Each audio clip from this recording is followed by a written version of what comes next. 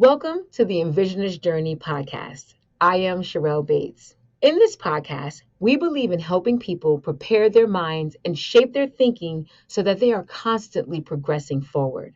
I am specifically speaking to people who've never figured out what they wanted, people who may have lost their identity due to their commitments to their family and or their careers, and even the person who figured out what they wanted but they've never pressed go.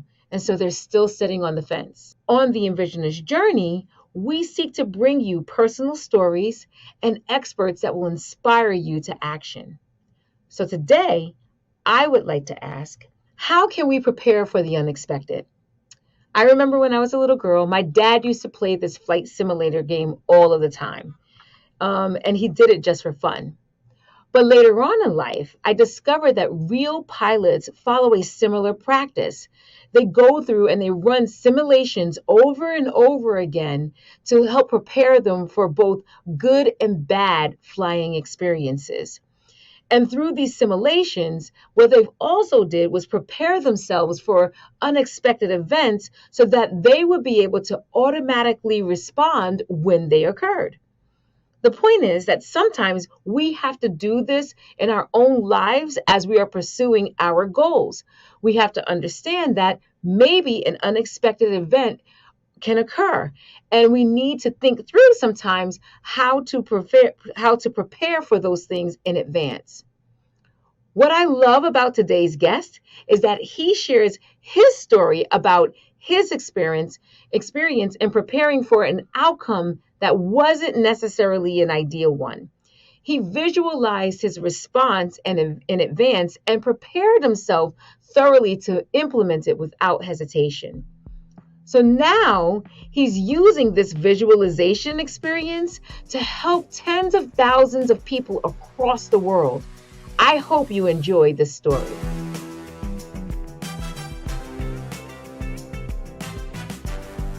As always, I am super excited about the guests that I have the opportunity to speak to you as I travel on the Envisioner's Journey.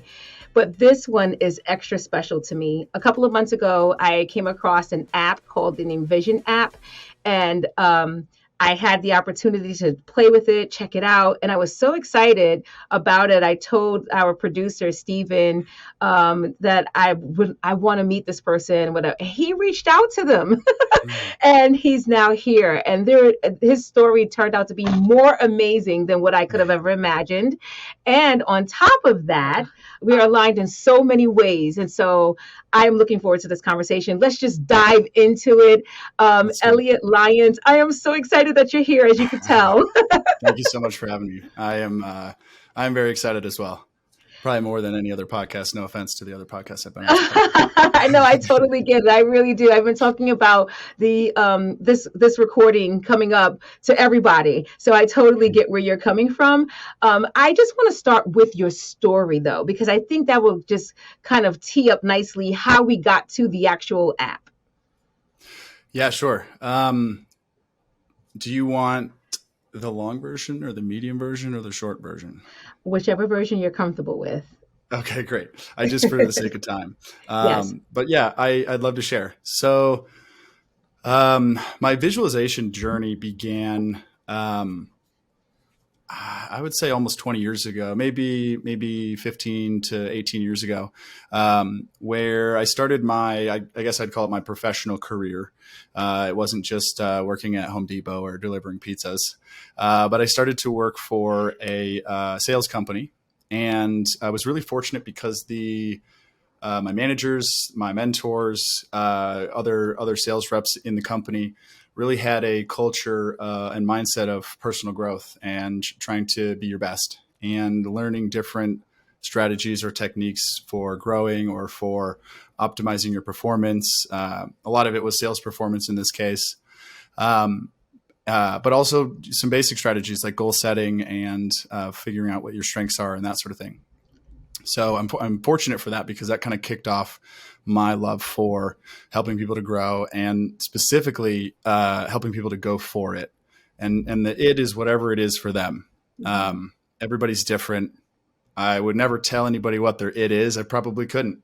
But we can help people discover, like, what's the thing that they're passionate about, or would create more purpose or more income or more happiness in a lot of different ways, and to go for it and to be empowered along the way, since change and growth and big goals can be challenging sometimes.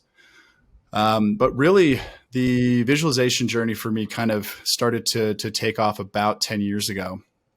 So I was training for an Ironman triathlon at the time. It was sort of the period of my life when I wasn't sure exactly who I was and what I wanted yet.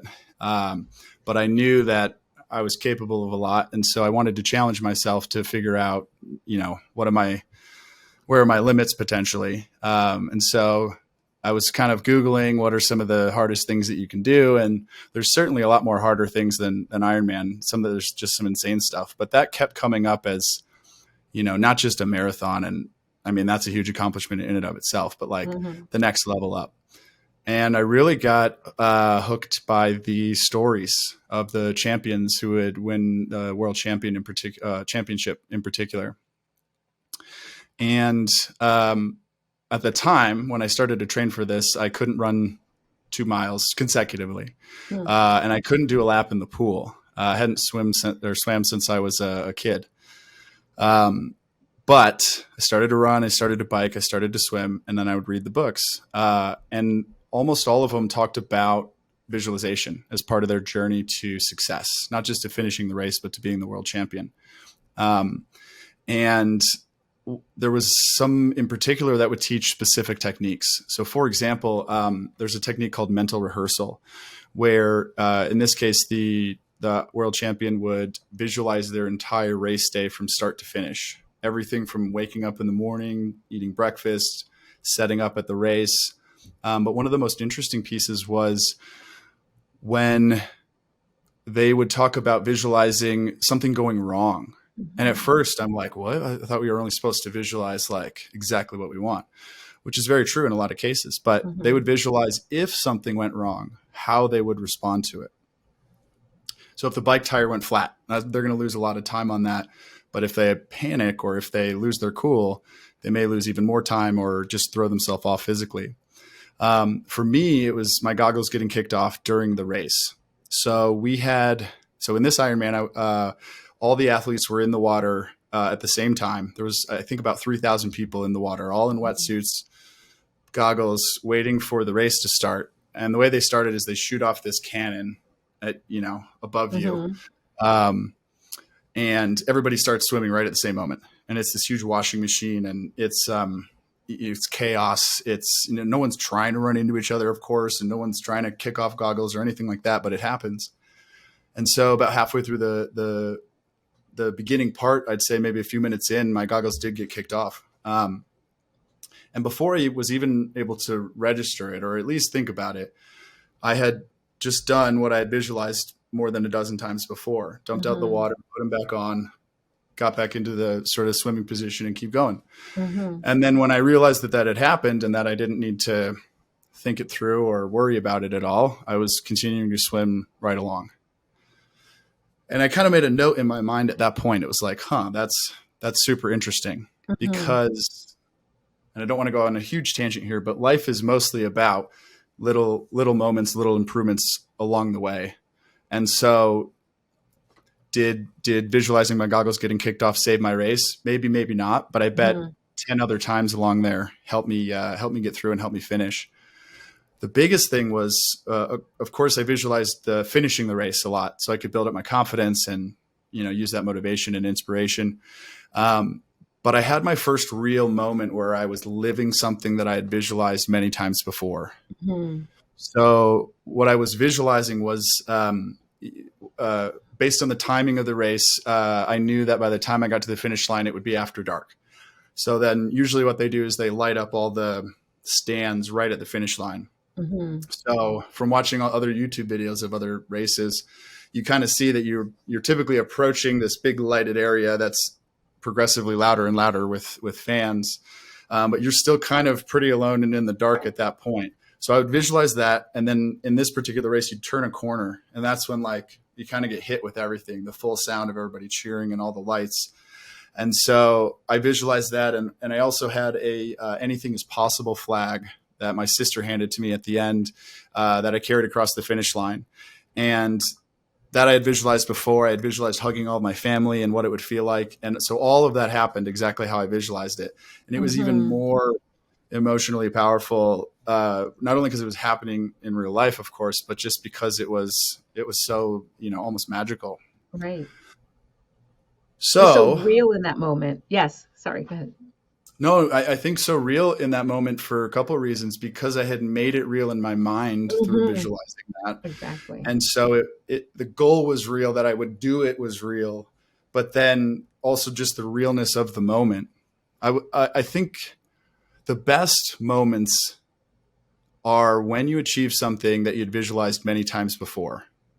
Yes. And so this is a simple example, but I had a friend who is also a CEO of a company, and he hadn't done a lot of visualization or meditation or personal growth things before, but he tried the app just because he was my friend. And you have people that do that. Yes. And he said, what I did was I picked a goal to work on, because that's what he was prompted to do in the app, to get a family house. So him and his wife had one kid at the time, second on the way, and the house they lived in was fine. It was great for what they needed. But now that the family was growing, they wanted to find a house that they could live in for a long time and have enough space. So it was like months that they were trying to find the right house, and they could have gotten something, but they didn't really want to compromise since they didn't necessarily need to move. Right. Long story short, they walk into this house, and my friend has this moment where he's like, I visualized all of this before, like walking down this exact hallway in this exact color, and then like up the stairs to see the bedrooms. And I knew we'd be over here and the kids would be over there. And, I had such confidence that this was the house. There was no internal turmoil there. And there was that moment of like, like I've been here before, and here it is happening, and we have the opportunity to get it. And then they got it and still live there today. And, it's the perfect house for their family. And so having that moment for me in the Ironman made me say, I need to learn how to apply visualization to all these areas in my life, all the different areas in my life. The success books that I've read my whole life, almost all of them talk about visualization or teach part of it or incorporate it into their process. And I knew there was a lot more techniques to learn and the combinations of techniques. So at the time I Googled visualization app, and it didn't exist. I was using like a Headspace for more of a mindfulness or meditation. Yes. You have Uber for transportation, Netflix for entertainment. There was nothing for visualization. Especially the mental piece of it. And so there was some YouTube videos, there was some blog posts, and a lot of it was talked about in books, but there was no like practical tool or like way to learn it, or like what should I visualize for myself based on my goals today? What do I need? What are the right techniques? And I ended up learning from a performance coach, a great performance coach who helped me learn different visualization techniques and hone in on using imagination and tapping into inner resources and a lot of different things. But that was a very expensive, approach.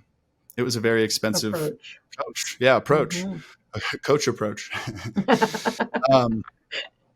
And that's just not, I'm very grateful that I've been able to afford things like that at periods in my life, but it's just not accessible for the wider world.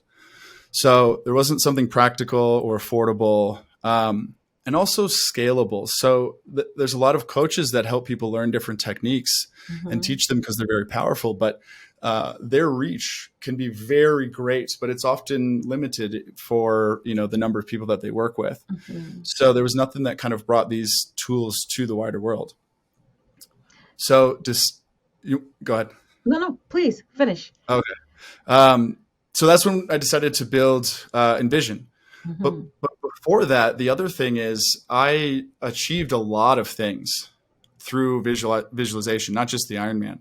So my wife, and we just got married this year, just in past July. Congratulations. Thank you very much. It was amazing. But I've been with her for 4.5 years now. And before that, though, I would, kind of write down what I wanted in a partner. And, I didn't make, sometimes you make the list and it's like the perfect person and it, you have to realize humans are humans. But for me, and hopefully the ways that I could help somebody else, like what would be character traits or things that my future wife would have. And I would visualize this person. And sometimes the hair was blonde or brunette. It doesn't mean like I literally saw my wife perfectly clear and boom, there she was. But generally that's who I was visualizing. And we're together today and it's been an amazing, outside of just the personal stuff, just the partnership together. And so we visualized buying a house together. We visualized what our dogs would look like and when we would get them. And we've achieved both of those things. I also visualized my success with mobile apps before starting Envision. So I had a mobile app called Sleep Aid Fan. I will still have it. That was one of the first apps that I built. And I would visualize building an app and having it grow slowly and improving it. And then, getting it to a potential level where it could provide me some monthly income. Later, I visualized a lot greater goals because it started to do very well. But basically, it started from not making any money to making $1 to making $1,000 a month to now it's at 3.5 million downloads and does about 20,000 a month in revenue. And so Elliot, those were all key moments that I had visualized before, or key things that I wanted in my life that I clarified and visualized before and have happened, and then they keep happening and it keeps building on itself. So those moments are really what we're looking for. Elliot, every time I speak to you, we both experience things that we are alike in so many ways. And I know this probably is going to take our conversation off to a tangent, but I just have to say it. I too, when I was younger, and I met when I started, I've known my husband for a long time before we even started dating. But when I wrote down who I wanted in a partner, I literally described exactly what I want. And I just happened to say, and if he looks good, that's a plus. But I literally wrote the partnership that I wanted. And I'm now married going on, oh my God, it'll be what? Is it 29 years? We just made 29 years? No, 27 years. 29 years together, 27 years. But I'm amazed that that's something that we both did. And the reason why I'm bringing it up is because as you were speaking, I'm thinking about all of the things that I've ever visualized in my life and how it's come up in my life. And it leads me to sort of my next question as well, because I don't want, what I love about your app is that it makes it something that's probably something very natural for us, tangible for someone else. Right. We both have a background in working with direct selling companies, me with Avon, you with Cutco. Right. And one of the things that we know in working with people who are in sales is that sometimes if you've met representatives, I'm sure, who you can see where they believe it's possible and they're in it to win it. And then they go for it. But you also met people who are like, this is never going to work. And it never does. Right. Yeah. Yep. And so one of the key things that I've always thought about is, okay, how do you get people to see what's possible? Like, how do you get them? Because what I've also noticed as a direct connection is that people struggle, that question that we always ask, like, where do you see yourself in next amount of years? And you're really trying to tie it to their dreams and their goals so they can find their why in whatever it is that they're doing. And in the case that I'm referencing is looking at sales, right? So what amazed me is how many people couldn't see past their current situation. They couldn't imagine anything was possible. They couldn't, they stayed in what I like to call survival mode. For sure. And so that believability is one of the things that I've always wanted to tap into. And what I love about your app is that it helps with that. How do you get people to tap into their imagination? What are some of the answers that you would see for that? Yeah, it's a great question. And I think there's a lot of different answers. I'll just start with saying that everything that has ever been conceived and created by humans started in the mind and started with the imagination. I say that all the time. If you think it, you can have it. Every single thing that is out there in life, somebody thought about it first. Sorry, go ahead. Exactly, exactly right. For your audience, if you don't know, we're pretty similar, and you'll figure that out over time. Um, but from that standpoint, it starts with imagination, and I think where a lot of people get to is sort of this place of stuck, even if it's just in their potential or what's possible.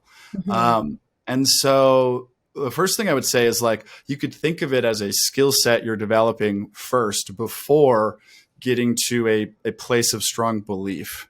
So something, again, this is if you kind of struggle to either use the imagination or to use imagination to think about bigger possibilities. Like, don't worry about if it's possible or if you'll do it or if you're capable of it or, all the other reasons we can come up with in life for why we might not be able to do something. You can just remove that and just say, like, this isn't about if I think it's going to happen or believe it, and just start to imagine what's possible. And it can get fun when you're saying anything is possible. And what we mean by that is not like, you just have a magic wand and you just go around creating things in life. But what we mean is that you create a vision that's meaningful and powerful and purposeful to you. And especially if it's a bigger vision for you, whatever bigger means for you, it can be hard to believe that that's possible. But there's hundreds, thousands, hopefully, if not already millions of stories that, people go for things that don't seem possible. And we have tons of stories of people that have used Envision, and they say, like, I went for this and didn't think I was capable of that. And I was amazed with myself that I achieved this. But then once I achieved that, I was like, well, let me just go for this other thing. And then I achieved that, and it wasn't easy, but like all of a sudden they like have this like leveling up of things that they believe are possible for themselves. And they get to this amazing place. So the first step is just imagining that anything is possible. Yes. So what does that actually mean, though? Because that doesn't mean just like think the words in your head or anything like that. So there's a couple simple exercises that we can do. So one of them, and this isn't necessarily the most powerful exercise, but it's fairly simple to understand, is imagine what your perfect day or your best day would look like, or what elements of that day would come together. And again, this isn't like in your current life or whatever, but this is just all things are possible. What would I put in my perfect day? And then you visualize that out, and you experience yourself going through the day, having all these amazing things happen and experiencing this really great day. And what's happening is you're training the brain, and you're changing your subconscious to be able to start to believe that these things are possible, because they are. And I didn't always believe that anything was possible until you kind of level yourself up and keep achieving more than you think. And then your story starts to become like these other big stories that you hear about, that you wonder, could I also do that? Another exercise would be, and this one's can help a lot actually, is imagine that you are somebody else and experiencing something as them. So I grew up watching the Chicago Bulls. I love Michael Jordan. And so maybe I would visualize myself being Michael Jordan in the last moments of the game, taking the shot, making it, having all the teammates cheer and all that stuff.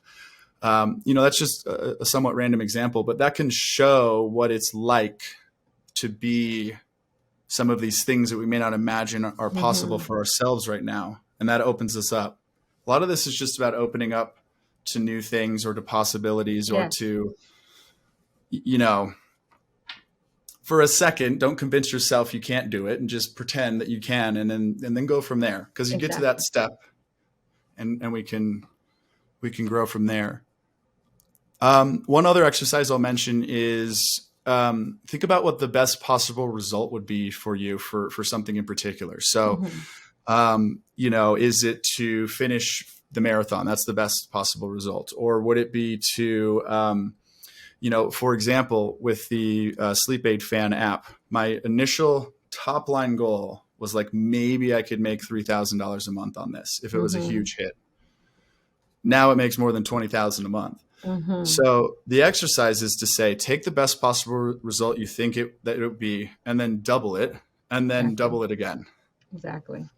or keep doubling it until it seems crazy. Impossible. Mm-hmm. Yes, Mm-hmm. and then you visualize yourself achieving that. Mm-hmm. Absolutely. One of the main things that we say in the Envisioner's journey is 3 steps, but the first one is anything is possible. Hmm. And I believe exactly what you're saying. If you can stretch so far outside of your everyday self, your imagination, and something that you would have to grow to, that's how you Hmm. know you're on the right path. Hmm. And I think the reason why people struggle sometimes with possibilities is because they equate possibility with easy, and they're not Mm. even Hmm. close to one another. That they're not even, they're apples and oranges, if you will. And Yes. so what I love about what you're, even the example of Michael Jordan is that he struggled with where he was Hmm. trying to go. And if you Hmm. ever followed his story, and he Hmm. practiced hard and he saw himself in a different space altogether. There was one time when we were talking, where you started talking about the constructing the mental experience, Hmm. when you and speaking to imagination and what's possible. Yep. Can you speak a little bit to that? Sure, definitely. If you want to check it out, there's the How to Visualize series, and this will kind of break down the mental experience of visualizing.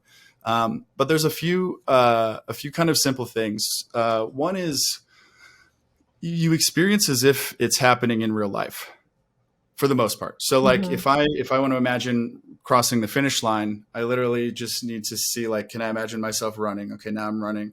I can see a finish line in front of me, and I'm like constructing the pieces of what that would be like in real life. So you're almost like, think of it like recalling a vivid memory. So like you can relive the memory, and you can remember things around you, and that's sort of like reliving the experience. And so we're doing that. Typically, though, we're projecting it into the future or into the present. Wow. Another thing that can really help is to know that to visualize, you don't have to be a visual person. Mm-hmm. So a lot of people have a primary sense or a dominant sense, or just senses that come to you more easily than others. Similarly to how people, might be an audio learner or visual learner, for example. Mm-hmm. So we use all of our senses in visualization, and that's using more of your senses makes the experience more real, more vivid, more immersive. And by the way, the reason all of this works is because when the brain experiences something similar to reality, it affects the brain and changes the brain, as if it had happened in reality. Mm-hmm. So, and the more vivid, the more real, and the more emotional ultimately it is, the more powerful effect it has on the mind. So with the senses, for me, I'm actually a hearing primary, which is funny, to found a visualization company. I'm very visual. I love visual things. I learn both visually and auditorially, but I'm audio first. And so a lot of my visualizations would start with me sort of hearing what was happening in the scene, or just like my Mm-hmm. own words kind of helping me say, like, okay, I'm here. So now I see this over there. And so my visuals weren't that clear in the beginning, but it was still very effective. So just know that however it happens for you, whatever you're able to experience mentally, great, go with that.